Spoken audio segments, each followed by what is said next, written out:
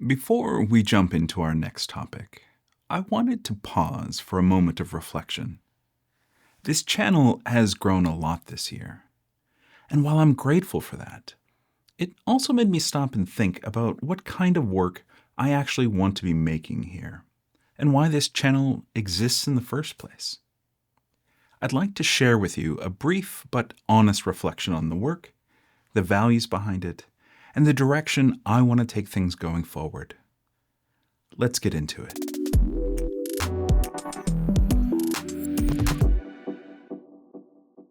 This year, something unexpected happened. The channel grew fast. It's roughly 10 times larger than it was at the start of the year. That's not a flex, it's a fact. And that fact has forced me to stop and really look at what was happening. And more importantly, answer why. Because I've worked in marketing for a long time. I've helped brands grow audiences. I theoretically know how growth works. I know the tools. So when I saw the channel start to move, I recognized the opportunity. And I did what I've been trained to do. I leaned into what worked.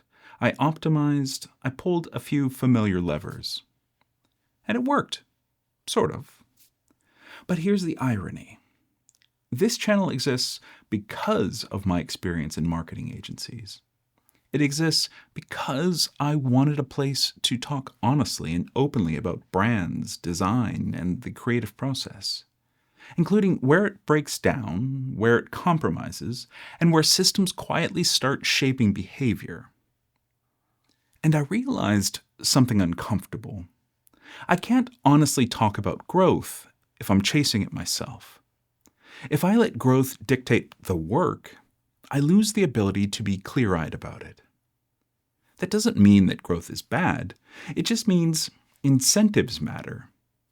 And once incentives start steering the work changes. Usually in subtle ways you don't notice until you look back. I saw a few episodes this year where that started to creep in.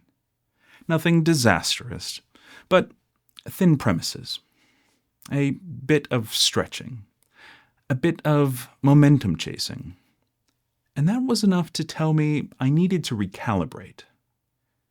So here is what the channel actually is and what it's becoming. Internally, I think of this show as something like 99% invisible if it lived on YouTube and was made by a designer and working filmmaker. It's not a trend channel. It's not a news channel. It's not a content machine. It's a place to slow down and ask why the world looks the way it does, through design, systems, power, culture, and the choices we normalize without noticing. Film will still be a part of that, because film is a powerful way to make abstract ideas concrete. But it's just one tool in the toolbox, not the identity of the channel. And going forward, ideas only make it onto this channel if they can carry weight. If the premise is thin, we don't make the episode. If it needs to be stretched, it doesn't belong here. If optimization would require sanding down the way I speak, pace my ideas, or structure stories, I'm not doing it. This isn't about some sort of brand integrity. It's about me being honest. Practically, that means the channel is going to slow down. I'm moving to a bi-weekly schedule, and part of that is logistical. My day job now includes long-form documentary work. But most of this is intentional. This kind of thinking benefits from time. Time to sit with ideas. Time to test them. Time to let them earn their place. If what you're looking for is frequent uploads or quick takes, this probably isn't going to be the channel for that. And that's okay. I'd rather be clear about the room we're in than pretend otherwise. I'm not a YouTuber. I'm just a guy telling the same kinds of stories and having the same kinds of conversations I have in everyday life, with designers, filmmakers, clients, friends, or on stage at an event. This just happens to be on YouTube, so more people can participate. There is one more thing I'd like to share with you.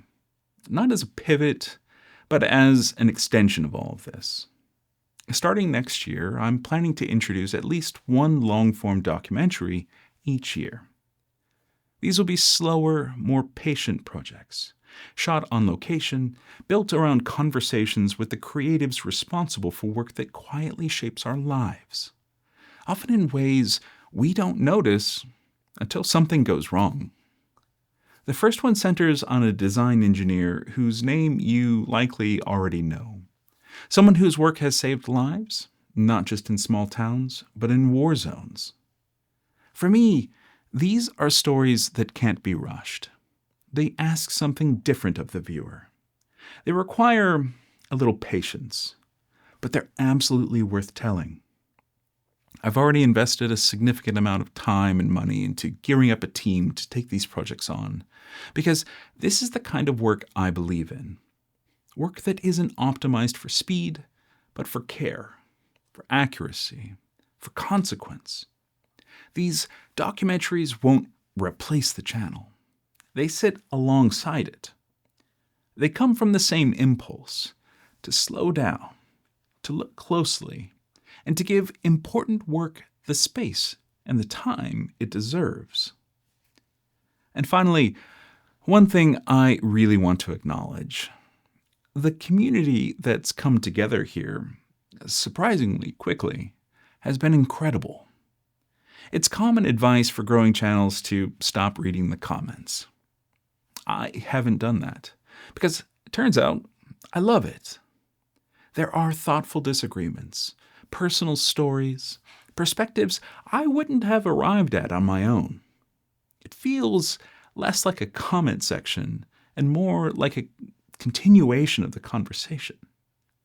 Honestly, it's a community I'd want to live in. And that's a big reason I'm choosing Restraint over Acceleration. Because I like the people who are already here, and I don't want to break that by pulling the wrong levers.